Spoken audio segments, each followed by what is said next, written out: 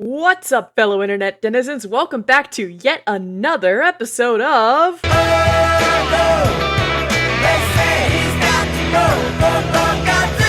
I'm not including individual songs here, those are for a future video. Also, this series has officially been around for 2 popes, and I guess that's good luck or something, I don't know. I haven't been Catholic in years. Also, I want to reiterate that just because I rank a dragon low, that doesn't mean that I hate the media that it comes from. Anyway, let's talk about dragons. Spoilers for the following. Listen, I know Dragon Force is not actually dragons, but rifts that fast could probably summon one, C tier. I didn't have cable growing up, but I'd watch Jake Long at Grandma's every so often. Honestly, from what I can remember and the clips I've seen afterwards, solid B. You have people who could turn into dragons and they fight ninjas. What's not to like here? Dragon Tales has a dragon named Quetzal who looks nothing like a Quetzalcoatl, and that made me kind of mad even as a 5-year-old. However, I still watched it because I liked Zack and Wheezy. They were my faves, even though in retrospect they're kind of annoying. The dragons here aren't really all that magical or unique aside from their pouches though, so C tier. I swear, nobody remembers Gallivant but me. Tad Cooper was an adorable dragonlet, and I'm mad that that show got cancelled before we could see him shine. C tier, but only because he had like 3 minutes of screen time. Okay, on Tatsu,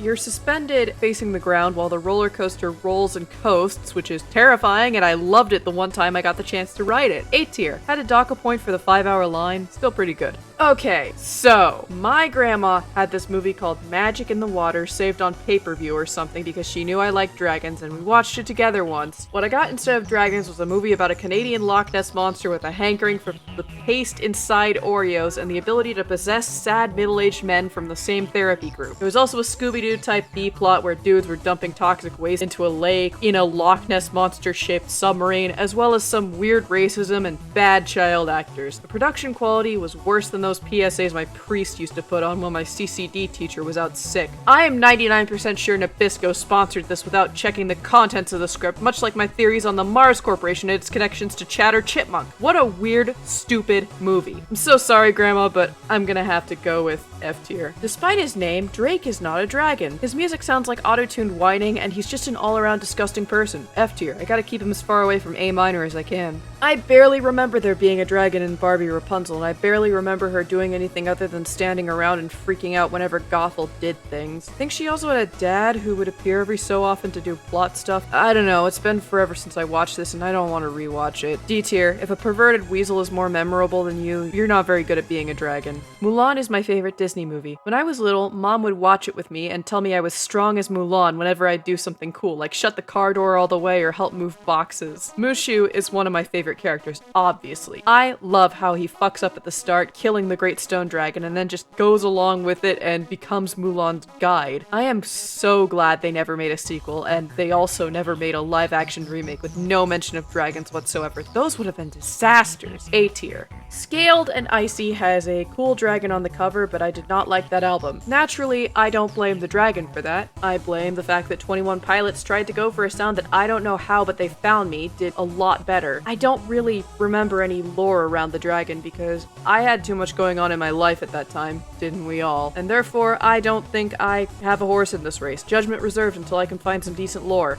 Dragons in Magic the Gathering hover just on the edge of being OP. Almost every good set has at least one dragon, and there are even some dragon planeswalkers, some of whom should be banned forever. The most recent set had some of the coolest dragons I have ever seen. Every plane with dragons has their own lore about them. Sometimes they're gods, sometimes there's only one and he's the leader of the Science Guild. Sometimes they're savage menaces with barely any human emotion, and so on. I think the variety and uniqueness we see here is pretty neat, so A tier. I have only ever seen the show, so comic fans, please be nice. So in Mr. Liu is a crime lord who looks like a small, aging Chinese man with a metal jaw. However, he can astral project into a giant Chinese dragon, and he's practically... We can see him first attacking Rome, but his first appearance of real consequence is when he attacks the prison that works at and releases several inmates. Machine Head kills Mr. Liu's body, and his dragon dematerializes, and the fight ends with the prison in ruins. I'd give Mr. Liu a B. He's strong enough to potentially defeat Adam Eve and but I didn't see enough of him to give him a solid A. Every so often, when I explore solar systems in Stellaris, there is a space dragon there that eats all of my ships, even if they're decked out in my latest tech. Sometimes I colonize a relic world and do some cool archaeology on it, but that also unleashes a space dragon that kills and eats all of my colonists. It's also a benevolent dragon who lives in your solar system if you so choose that starting option. It's not a lot of variety in appearance, and most of the time, if I find a dragon in Stellaris, I get pissed off because there goes another science vessel, so D tier out of spite. My favorite Teen Titans character is Raven, obviously, and her stories are always the best in my opinion. In one episode, Raven reads a book, and one of the characters stands out to her, seems to jump off the page, if you will. This character, Malchior, befriends her and starts teaching her magic, eventually teaching Raven a spell to break the curse that binds him to her book. He then turns into a dragon and rampages around the city until Raven curses him back into her book. He appears later on in a brief fight with Raven, Harold, and a couple of toddlers. I'm saying B tier. The dragon at Legoland was one of the rides that actually got me into coasters as a kid. In retrospect, it's a good entry point for kids, much like Gadget's Go coaster at Disney. But I've ridden a lot of coasters since then that knock the socks off the dragon. Sierra Sidewinder, Tatsu, Escape from Krypton, California Screamin', I could go on. The dragon's a C-tier coaster though. I have never fought the Ender Dragon. I have seen friends fight it, but I have never fought it myself. Judgment reserved. In Skyrim, dragons are thought to be dead. Until they're not. The great dragon Alduin appears just above you as you are condemned to death because he was shot forward through time instead of killed. As you adventure through Skyrim, you encounter fire and ice dragons bent on destroying everything in their paths, and every time you slay one, you absorb its soul. You can use these souls to shout spells. Eventually, after training with the Greybeards, you meet their master, the dragon Parthenax. Until you meet him, every dragon you've ever encountered before is evil. If you ask him about this, he says one of my favorite quotes of all time: "What is better, to be born good or to overcome your evil nature through great effort?" S tier, absolutely S tier. This is one of my favorite games of all time. There are no dragons in Imagine Dragons, nor are there any songs about dragons, at least that I've heard. Feel free to correct me on this, F tier. I have only ever played Dark Souls 3 and I haven't yet encountered any dragon. I've heard there are dragons, but I haven't made it past the Crystal Witch yet. Judgment reserved. The Star Wars Legends universe has several dragons. These include hydras that are bred by Sith Lords for battle, large wingless dragons that live under the dunes of Tatooine, dragons whose bite can cause force sickness, and dragons who can fly in space. The new universe also has a couple, namely the Krayt dragon from The Mandalorian. Notably, many of the Legends dragons had their DNA manipulated by Sith Lords, whereas most new canon dragons just seem to be carryovers from old canon, and I haven't really found anything unique about them, aside from the fact that Krayt dragons now have 16 limbs, giving the Star Wars dragons B tier. I miss the old canon. In Shrek, Dragon starts off chained to the tower where Princess Fiona is trapped, and she ends up falling in love with Donkey. She even comes in clutch later and eats Farquaad. Then she and Donkey have kids, which look like nightmares from hell. C tier. Not too bad otherwise, but those kids, man. Neopets is home to several different dragons that you can have as pets or pets, which is pets for your pets. It's kind of hard to explain. Shoiru, Scorchio, Scythe, Drake, Draconac, Galleon, Ukali. I could go on for days. Each dragon is unique. Scorchios are your classic fire-breathing dragon. Drakes are noble medieval dragons. Scythes are pig dragons that can eat anything, and Draconacs will give you a chat avatar if you feed them cheese, I think. While there's a lot of different dragons here, there really isn't that much mystique about them. They're just a fact of life. End of. B tier. Maleficent turns into a dragon at the end of Sleeping Beauty, and is killed by Prince Philip after a quick battle. Most of Maleficent's appeal here isn't from her being a dragon. I think that while her dragon form is cool, she's more of a sorceress than a dragon. A cool sorceress, don't get me wrong, but not really as good of a dragon. C tier.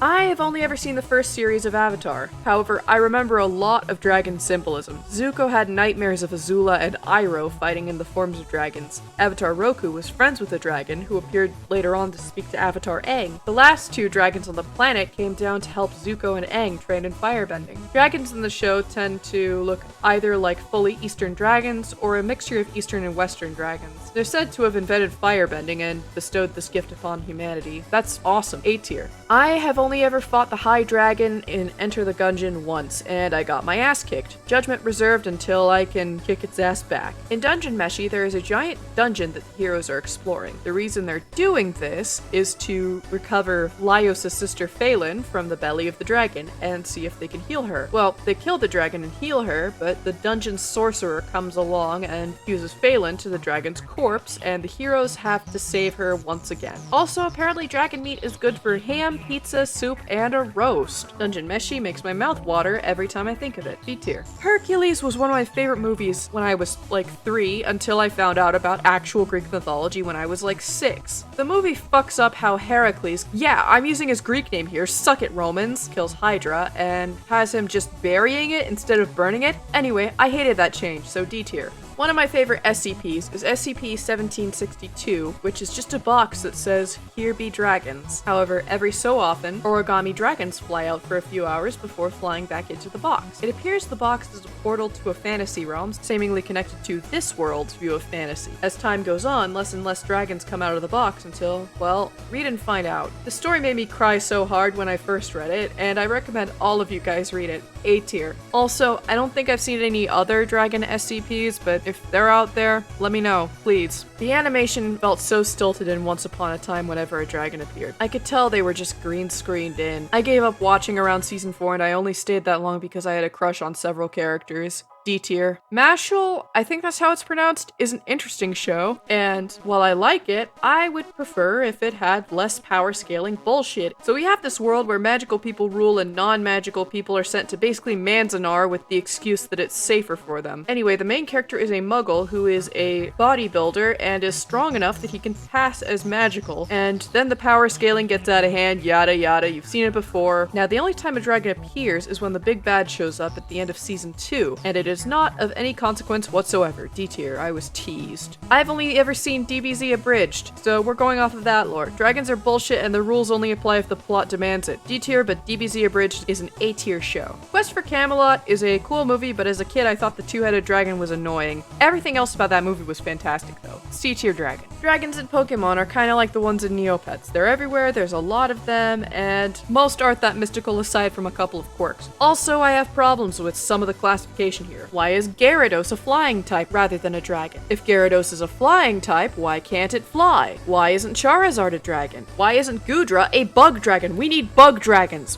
Pokemon, despite being fun, irritates me sometimes. C tier. In Spirited Away, the main character befriends a big fluffy white dragon named Haku, who helps her survive in the spirit world. Not gonna spoil anything, just watch the movie, B tier. Okay, hear me out. Godzilla is a giant lizard with a breath weapon, and he fights other giant lizards, some of whom also possess breath weapons. Godzilla and his kaiju ilk, like Gamera and Ghidorah, are dragons, and they are bloody awesome ones at that. A tier. In part 6 of JoJo's Bizarre Adventure, there is a stand called Dragon's Dream, and it's this jade-colored Eastern dragon that floats in a sort of bubble ring. Basically, Dragon's Dream has the ability to do feng shui stuff that I still can't really make out. I think it points to stuff that is supposed to be unlucky, and the user punches the unlucky spots. I'm confused. C for confusion. In Hunter x Hunter, one of the assassins from the Zaldic family has a Nen ability that causes his aura to become this dragon-shaped force. This can shower down on targets, lash out at enemies, and cause the user to fly. We get to see it a couple of times, but I wish we had seen it more.